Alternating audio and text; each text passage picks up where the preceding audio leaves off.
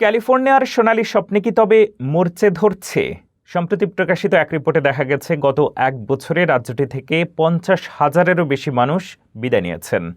Governor Newsom যখন উন্নয়নের সাফাই গাইছেন, পরিসংখ্যান তখন বলছে ভিন্ন কথা। আবাসন সংকট আর আকাশচুম্বী জীবনযাত্রার ব্যয় মানুষকে বাধ্য করছে শহর ছাড়তে।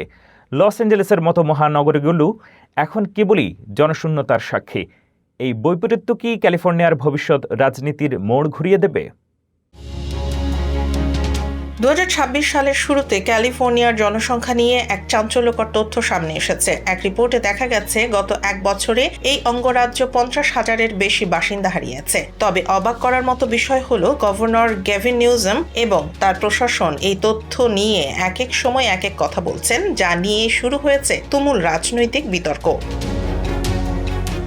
গত শুক্রবার ক্যালিফোর্নিয়ার অর্থ দপ্তর একটি প্রেস রিলিজ প্রকাশ করে যেখানে স্বীকার করা হয়েছে যে রাজ্যের জনসংখ্যা কিছুটা কমেছে। এর জন্য তারা কেন্দ্রীয় সরকারের কঠোর অভিবাসন নীতিকে দায়ী করেছে। কিন্তু কয়েক ঘন্টা পরেই গভর্নর নিউসাম এইচবিওর একটি অনুষ্ঠানে দাবি করেছেন যে ক্যালিফোর্নিয়ার জনসংখ্যা আসলে বাড়ছে। নিউসামের এই দাবিকে রিপাবলিকান প্রার্থীরা ডাহা মিথ্যা বলে অভিহিত করেছেন। রিপাবলিকানদের মতে মানুষ ক্যালিফোর্নিয়া ছাড়ছে কারণ এখানে জীবনযাত্রার ব্যয় আকাশচুম্বী, অপরাধ বেড়ে গেছে এবং আবাসন সংকট চরমে। বিশেষ করে লস অ্যাঞ্জেলেসের মতো বড় শহরগুলোর জনসংখ্যা প্রায় 0.9% কমেছে। অন্যদিকে রাজ্যে নতুন আবাসন তৈরির লক্ষ্যমাত্রা অর্জনেও ব্যর্থ হয়েছে নিউসাম প্রশাসন। দাবানলের কারণে অনেক ঘরবাড়ি ধ্বংস হওয়াও এই সংকটে বাড়তি মাত্রা যোগ করেছে।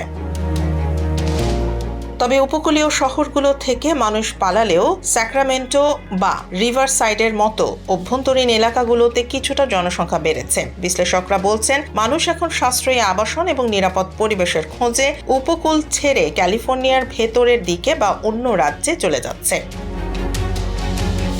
গভর্নর নিউসামের রাজনৈতিক ভবিষ্যৎ এবং ক্যালিফোর্নিয়ার অর্থনৈতিক স্থিতিশীলতা এখন প্রশ্নের মুখে। আগামী নভেম্বরের নির্বাচনে এই জনসংখ্যা হ্রাস এবং জীবনযাত্রার ব্যয় বড় ইস্যু হয়ে দাঁড়াবে কিনা তাই এখন দেখার বিষয়।